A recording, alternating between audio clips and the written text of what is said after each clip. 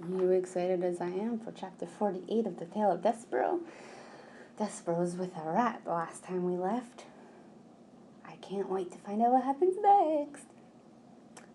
This chapter is called On the Tail of a Rat. Have you ever had hold of a tail of a rat? At best, it's an unpleasant sensation, scaly and cold, similar to holding onto a small, narrow snake. At worst, when you are dependent upon a rat for your survival, and when a part of you is certain that you are being led nowhere except to your death, it is a hideous sensation indeed to have nothing but a rat's tail to cling to. Nonetheless, Despereaux held on to Botticelli Remorso, and the rat led him deeper and deeper into the dungeon. Despereaux's eyes had, by this point, adjusted quite well to the darkness, though it would have been better if they had not, for the things he saw made him shiver and shake. What did he see? He saw that the floor of the dungeon was littered with tufts of fur, knots of red thread, and the skeletons of mice. Everywhere there were tiny white bones glowing in the darkness. And he saw, in the dungeon tunnels through which Botticelli led him, the bones of human beings too, grinning skulls and delicate finger bones, rising up out of the darkness and pointing toward some truth best left unspoken. Despereaux closed his eyes, but it didn't help. He saw as if his eyes were still open wide, the bones, the tufts of hair, the knots of thread, the despair. "Ha ha, exactly," Botticelli laughed as he negotiated the twists and turns. "Oh, yes, exactly." If what was in front of Despereaux was too horrible to contemplate, what followed him behind him was, perhaps, even worse. Rats. A happy, hungry, vengeful parade of rats, their noses up in the air, sniffing, sniffing. "Mouse," sang out one rat joyfully. Oh yes, mouse," agreed another, but something else too. "Soup," called out another rat. Yes, soup, the others agreed. "Blood," sang a rat. Blood, they all agreed together. And then they sang, "Here, mousie, mousie, mousie, here, little mousie." Botticelli called out to the other rats. "Mine," he said. "This little treasure is all mine, gentlemen and ladies. Please, I beg you, do not infringe on my discovery." "Mr. Remorso," said Despereaux. He turned and looked behind him and saw the rats, their red eyes and their smiling mouths. He closed his eyes again. He kept them closed. "Mr. Remorso," he shouted. "Yes," said Botticelli. "Mr. Remorso," said Despereaux, and he was crying now. He couldn't help it. "Please, the princess." "Tears," shouted the rats. "We smell tears, Mousie, we do." "Please," shouted Despereaux. "Little friend," said Botticelli. "Little Despereaux, I promise you, and I will keep that promise." The rat stopped. "Look ahead of you," he said. "What do you see?" Despereaux opened his eyes. "Light," he said. "Exactly," said Botticelli. "Light." Chapter 49. What do you want, Miguriso?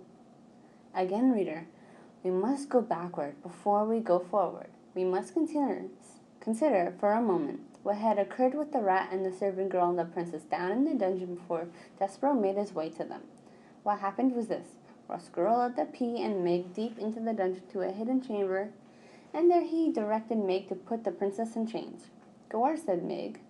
"She's going to have a hard time learning her lessons if she's all chained up like that." "Do as I say," said Roscuro. "Maybe," said Meg. "Before I lock her up, her and me could switch outfits, so we could start in already with her being me and me being a princess." "Oh, yes," said Roscuro. "Certainly, a wonderful idea, Miss Miggery. Princess, take off your crown and give it to the servant girl." The piece sighed and took off her crown and handed it to Meg, and Meg put it on, and it slid immediately right down her small head and came to rest, quite painfully, on her poor, abused ears. "It's a biggish thing," she said, "and painful like." "Well, well," said Roscuro. "How do I look?" asked Meg, smiling at him. "Ridiculous," he said. "Laughable." Meg stood, blinking back tears. "You mean I don't look like a princess?" she said to the rat. "I mean," said Roscuro, "you will never look like a princess, no matter how big a crown you put on your tiny head." You look exactly like the fool you are and always will be. Now make yourself useful and train up the princess.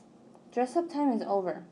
Meg sniffed and wiped at her eyes, and then bent to look at the pile of change and locks on the floor. And now, princess, he said, I'm afraid that the time for your truth has arrived. I will now tell you what your future holds. As you consign me to darkness, I consign you to a life spent in this dungeon. Meg looked up. Ain't she going upstairs to be a serving maid? No, said Roscurl. Ain't I going to be a princess then? No, said Roscurl. But I want to be a princess. No one, said Roscurl, cares what you want. As you know, reader, Marguerite Saul heard this sentiment expressed many times in her short life. But now, in the dungeon, it hit her full force. The rat was right. No one cared what she wanted. No one had ever cared. And perhaps, worst of all, no one would ever care. I want, cried Meg. Shh, said the princess. Shut up, said the rat. I want, sobbed Meg. I want. What do you want, Meg? Said the princess softly. Eh? Shouted Meg. What do you want, Miggery-so? The princess shouted. Don't ask her that, said Roscurl. Shut up. But it was too late. The words had been said. The question at last had been asked. The world stopped spinning, and all of creation held its breath, waiting to hear what it was that Miggery-so wanted. I want, said Meg. Yes, shouted the pea. I want my ma, cried Meg, into the silent, waiting world. I want my ma. Oh, said the princess. She held out her hand to Meg. Meg told her. I want my mother too, said the princess softly. She squeezed Meg's hand. Stop it, shouted Roscurl. Chain her up. Gore, said Meg. I ain't going to do it. You can't make me do it. I got the knife, don't I? She took the knife and held it up. If you have any sense at all, said Roscurl, and I hardly doubt that you do, you will not use that instrument on me. Without me, you will never find your way out of the dungeon, and you will starve to death here, or worse. Gore, said Meg, then lead us out now, or I will chop you up into little rat bits. No, said Roscurl. The princess shall stay here in the darkness, and you, Meg, will stay with her. But I want to go upstairs, said Meg. I'm afraid that we're stuck here, Meg, shouted the princess, unless the rat has a change of heart and decided to lead us out. There will be no changes of heart, said Roscurl. None. Gore, said Meg. She lowered the knife. And so the rat and the princess and the servant girl sat together in the dungeon as, outside the castle, the sun rose and moved through the sky and sank to the earth again, and night fell. They sat together until the candle had burned out and another one had to be lit. They sat together in the dungeon. They sat and they sat. And reader, truthfully, they might still be sitting there if a mouse had not arrived. Oh, chapters next is gonna be really, really good. I can't wait. See you next time. Bye.